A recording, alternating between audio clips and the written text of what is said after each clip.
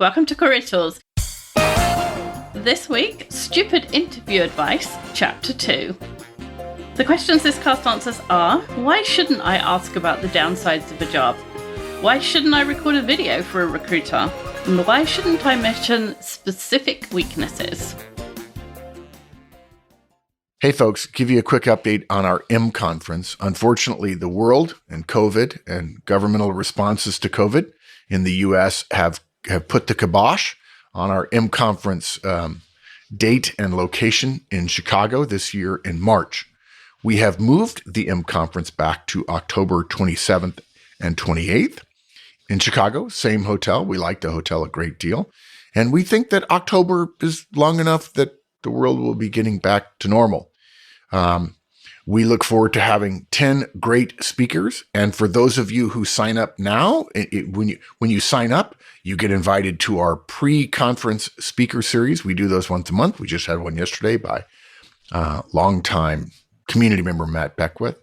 And I encourage you to come to the website, look for the conference, and learn more about it. And if you want to talk to somebody here or somebody who's attended, we'll be happy to put in touch with that. We already have, I think, over half of the people from last year or 2 years ago now have already signed up again, which is going to create problems for us in terms of space. But come see us at the conference, October, Chicago. Great time. This is a fun episode for us because we get to talk about the things that we disagree with. And it came out of 3 articles that we saw on the internet about interview advice or giving interview advice, all of which are terrible. And so we wanted to produce this episode so that we could address those things and try and explain not only this is wrong, but why it's wrong so that you can more effectively and analyze the advice that you see in future and think about it from a hiring manager's point of view and whether or not it makes any sense. And we did 3 pieces of stupid interview advice right back in the beginning of 2020. And so now it's a year later, we've got 3 more. Absolutely. All right. So the 3 pieces of stupid interview advice that we're going to dissect today. First, asking about the downsides of the job. Then recording a video for a recruiter. And then mentioning specific weaknesses. So we'll start with asking about the downsides of a job. So this came from an article on CNN called "The Best Questions to Ask in an Interview," and it quotes Dory Clark, the author of Entrepreneurial You, and she says, to help get more personal insight into what it's like working at a company, Clark suggested asking, what would you say is the downside of this position or working at this company? Every job has a downside, and you need to know whether or not you can live with them, she said. Which Absolutely. is true. Every job does have a downside, and you need to know whether you can live with them. But you don't want to ask the hiring manager in an interview for that information. For many reasons. First of all, guys, advice like this comes from the false interpretation that an interview is a two-way street. Now, that's the thing about a lot of the guidance that is on the internet about interviewing, which tells interviewees that they're interviewing the company as much as the company is interviewing them. It's a two-way street. We're here to learn about each other, which is just plain wrong, right? The purpose of an interview for the applicant themselves is not to interview the company. The purpose of the applicant in the interview is to get an offer from the company. So getting insight into the company and deciding whether or not to take an offer, that's only valuable to you after you've already received the offer. So doing anything in the interview that is not helping you sell yourself to the company and can in fact make you reflect on you poorly to the company is truly pointless. You have to think of the interviewing process as a process. So the job of the resume is to get you an interview. The job of the interview is to get you an offer. And then your job, once you have the offer, is to analyze the offer. And probably you need to know about the upsides and the downsides once you have the offer. But until you have the offer, that analysis piece doesn't come into play. If you're trying to do analysis before you have an offer, you're just wasting energy, because imagine the downside of a job is you have to be available to your boss 24/7, right? Most people would say, yeah, I don't want to do that, right? But if somebody offered me $1 million, I would reconsider. Maybe I could do that for a year. I might be able to. Maybe For $1 million. 500,000, Right. you know? Or maybe I have to be available to my boss 24/7, but I get to live in a mansion. Yeah. Like, you know, at the end of his garden, because he's got a mansion and the mansion has a baby mansion to live in. You know, it's a whole different ball game once I know that the offer includes that $1 million or 100%. the mansion or whatever it is, right? And in most of our lives, the downsides are not that, right? The downsides are Right. maybe some extra admin or the kind of customers you have to deal with, or maybe the commute or the office in which you have to work. You know, the downsides are usually a lot smaller. Absolutely. And so are the upsides. Yeah. To be fair, most of us aren't offered $1 million to do the job that we're currently doing. But all of whether or not that downside is relevant or whether or not that downside is an issue for you Right. doesn't come until you know everything. You have You don't to know know enough. the complete package. And a lot of the times, if you ask a hiring manager, what's the downside of this job? They might say, oh, well, there's a stack of admin you have to do. Well, personally, I don't mind doing admin. In fact, I quite like the idea of, you know, here's a stack of admin, just work your way through it. Nobody's going to bother you. And you know, you feel completed when you're a sense of completion, a sense of accomplishment when you're done. I feel okay about that. So relative. even if the hiring manager exactly says, you know, there's loads of admin and I don't like it, that might not be the downside for you. Right. That might be the right? upside for you. You don't know. Exactly. I've told this story before, but I'll tell it again because I like it. I went for an interview for a company that sold swings and play sets for children. And they wanted someone to help them with the German market, and I speak German. So it was a cool job, like in the sales department, but not actually making sales, talking to Germans. I was like, this is really cool. And then they told me I would have to take suppliers to lunch.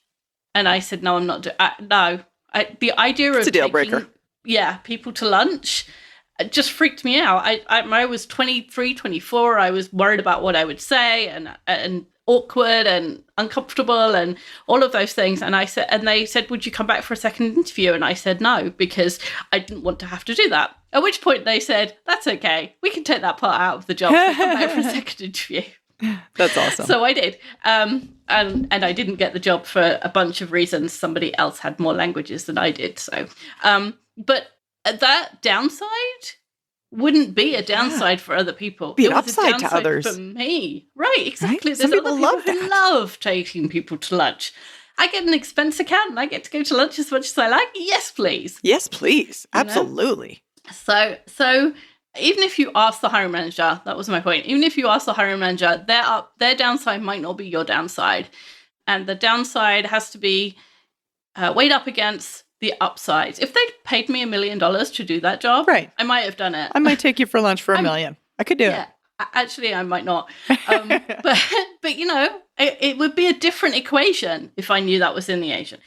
So even if you do ask this question, it's unlikely you're going to get a truthful it. answer. Yeah, you're not going to get a truthful answer. Guys, at this point, there's no incentive for the company or the people in it to air their dirty laundry with someone who they've not yet decided to hire, right? They don't know anything about you. They're not going to tell you the truth.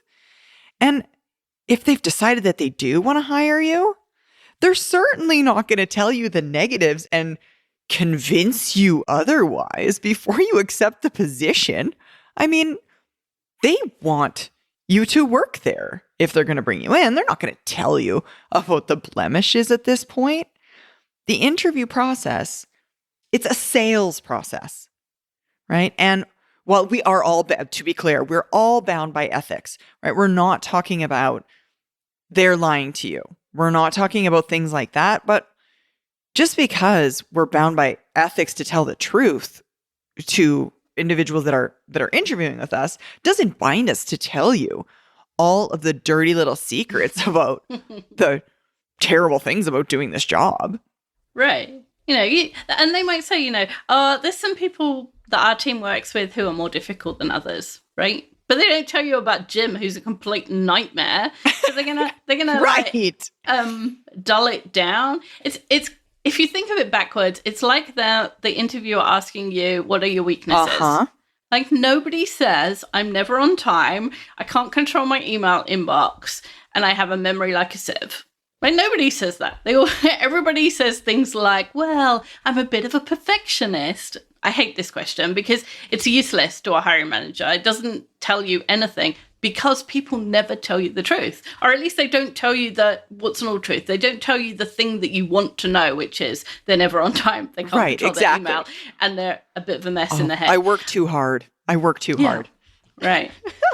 Exactly. So that it's just a waste of your time to ask this question. You're not going to get what you want out of it. And even if you did, you don't have all the other information that you need to make a decision. So why waste time with it? Just move on, ask questions that increase your credibility in the eyes of the hiring manager, not decrease it. Exactly. Absolutely. 6 minutes is 10% of an hour. And you don't want to waste 10% of your hour-long interview asking a question that is not useful and potentially casts you in a bad light. Exactly. Next up then is record a video for the recruiter. Now, we recommend that you don't do this unless you're asked to. The guidance came from Forbes, and it said that candidates using the same old outreach tactics wouldn't be successful in 2020. Rather, that successful candidates have proactively thought beyond the usual CV, getting around social distancing factors by producing short videos, which allow recruiters and their clients to get a richer snapshot of them as an individual. There's so many reasons I hate this. Okay, first of all, when I was a recruiter, I would not have watched a video instead of reading a resume. I can read a resume in less than a minute. I can watch it, it would take me a minute to get the video downloaded, uploaded into something I can use to watch it, logged into YouTube, wherever it was. Get your audio. Where's it playing from? I can't tell where it's playing from. That's right. We had that conversation before we started recording. I plugged in my recording microphone and my computer didn't know that that's the one I wanted to use. So, yeah. It's just not time cost effective when a recruiter is busy to watch a video over reading a resume and reading a resume. And the video tells you potentially a bunch of things you don't want to know or don't need to know and could easily miss out the things that you do want to know. And whilst 99% of resumes are terrible, they do at least have a list of job titles on them, right? Which gives you something. Whereas a resume, a video just doesn't do that. In my head, well, these videos are just like, I don't know if you've seen this on Legally Blonde, when she does a video to apply to go to Harvard. Yes, I saw that. Some of it's in the swimming pool. That's how these videos go in my head. And I'm sure they don't. I'm sure anybody who records one, sits at their desk and, but they don't read the resume. Right? They don't read the resume. And at that point, that's what you want to know. As a recruiter, that's what I want to know. Exactly, 100%. Guys, now especially, and they are right now, especially when markets are tight, there are more candidates out there than there are jobs. It's hard enough for the recruiters to receive all of the resumes they're receiving and read all the resumes they're receiving. Never mind to put in the extra effort to read your resume and then watch your little snippet video. They don't have time for that. They haven't time for that. No. Now, in addition to that, when recruiters and anybody else, let's be honest, sits down and actually watches that video, they're going to compare it to what they currently know, right? It's impossible not to sit down in front of a video and not to compare it to every other video you've ever seen. And what we have as an example, more often than not, in terms of video, is television and film. And every video that you ever try and make at home sitting in front of your computer is going to be substantially poorer in quality and level of professionalism than we see on every other platform. I mean, there are influencers now. I mean, people have at home all the lighting to shoot an actual film. Even the people who are doing YouTube videos and Facebook and Instagram. They have got lighting and equipment and microphones. I was watching a YouTube video and the person only had like 20,000 followers, which is nothing on YouTube. Peanuts. And she said something about, oh, I need to record some B-roll. And I was like, what? B-roll? I sort of know what it is, but I was thinking, gosh, that sounds terribly, I don't know, professional, complicated, to have considered. Are you Scorsese? What are we talking about here? Exactly. So even the stuff that's relatively low standard or low has a low watch time is a way higher standard than I would get than you would be able to desk. Achieve at home. Mm-hmm. Yeah, recording my face in my office. Exactly, which means that this video that you're producing with the intent of increasing your opportunity for an interview, potentially, otherwise why else would we do it? Mm-hmm. You're going to have your recruiter sit down and watch it, and the entire time they're going to be thinking about the poor quality and then assuming or attributing that same standard to everything else you do. Oh, yes, this is terribly low quality. I mean, this is what you're willing to send me? Right. What's the rest of it? This is supposed to be your best work? What's the rest of it like? Exactly.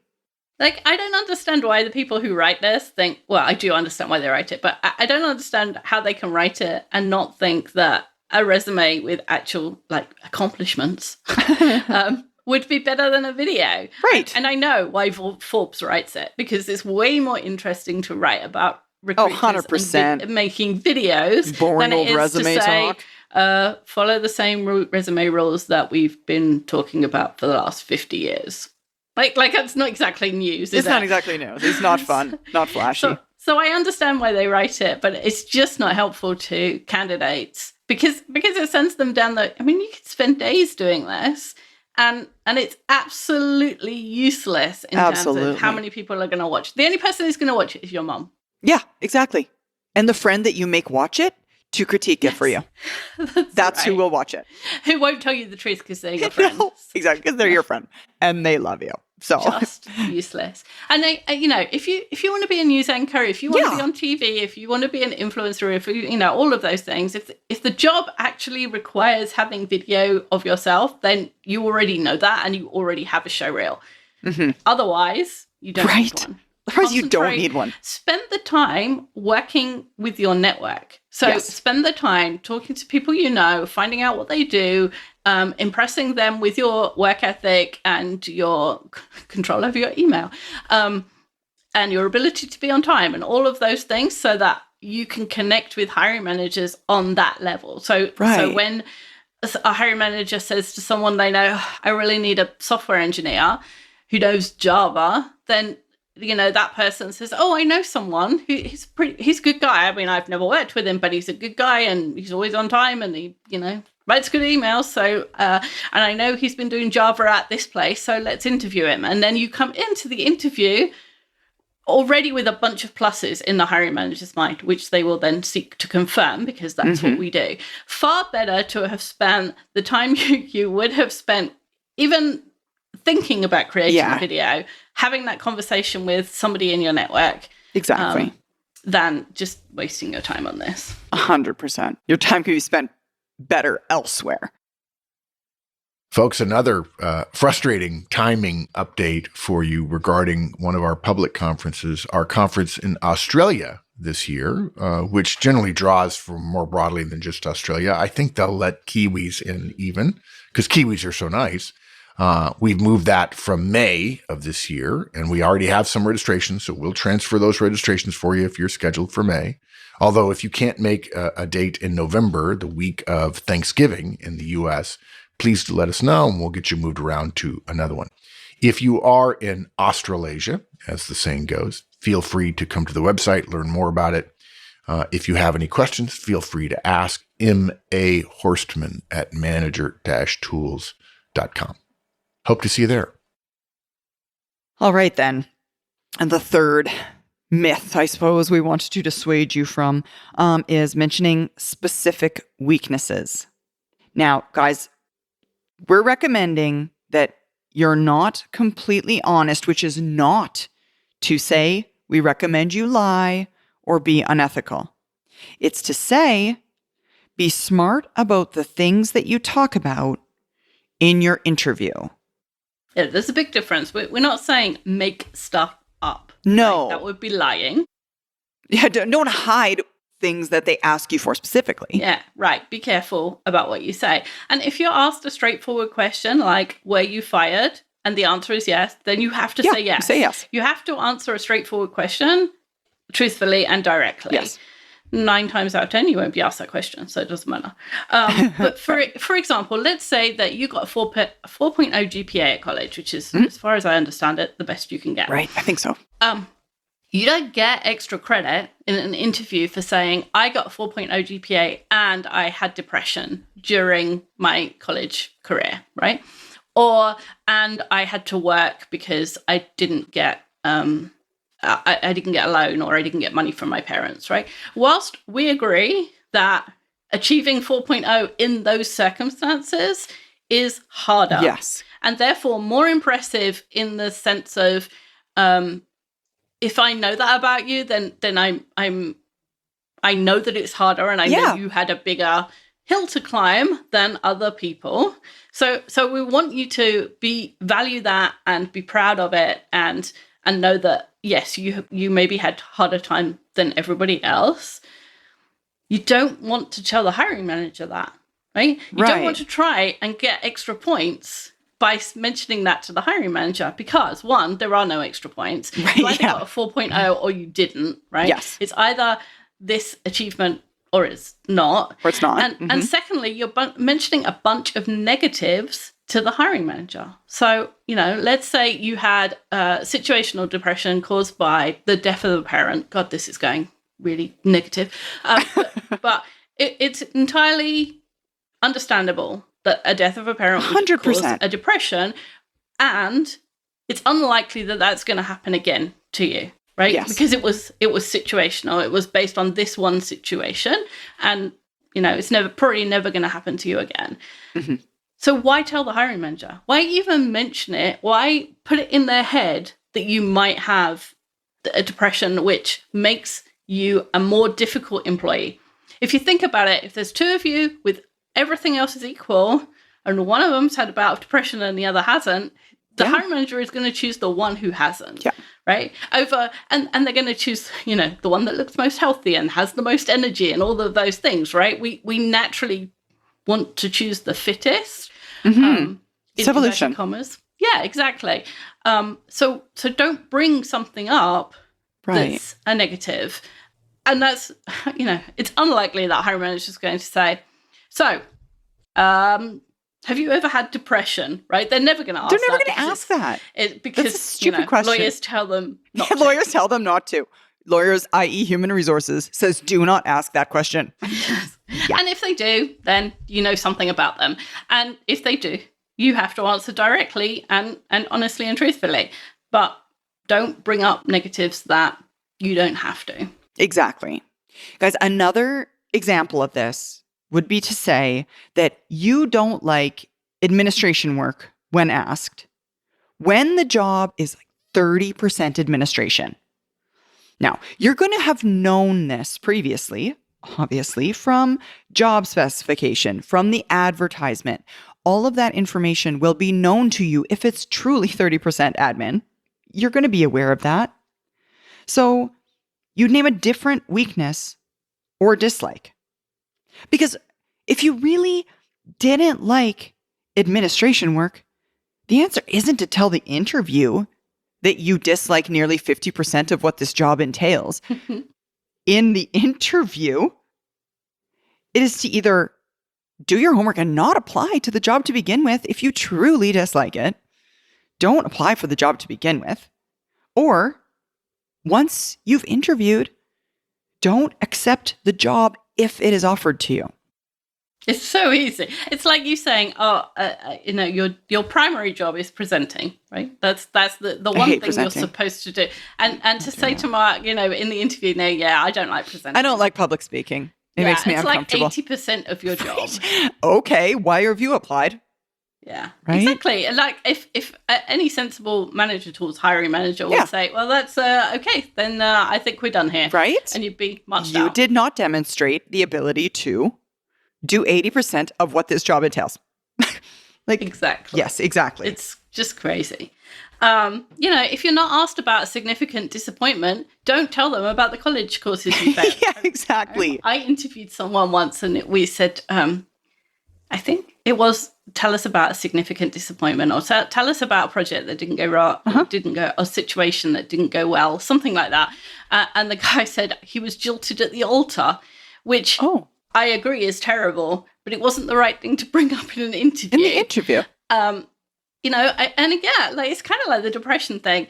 I admire the fact that he could talk about it. That's that gutsy. He talked about how he got over it. That he apparently went on to have the next couple of years were happy, and now he had a new wife and all this stuff. Like, personally, I'm impressed by it. I feel bad that he had to go through that situation. Yeah, that's and awful. I'm impressed that he got through it. But that's not relevant to the job.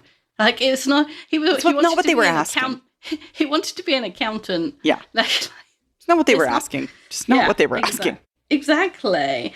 If you're not asked about a significant disappointment, then you just don't bring it up. And if you are asked and you had failed some college courses and you made a plan and you did the work and you went to office hours and you found a tutor or you worked with a group or whatever the plan was that you executed and then you passed those courses, it's a great answer for the question, tell me about some time when something went wrong and you improved it, right? Yeah. Or you recovered from it.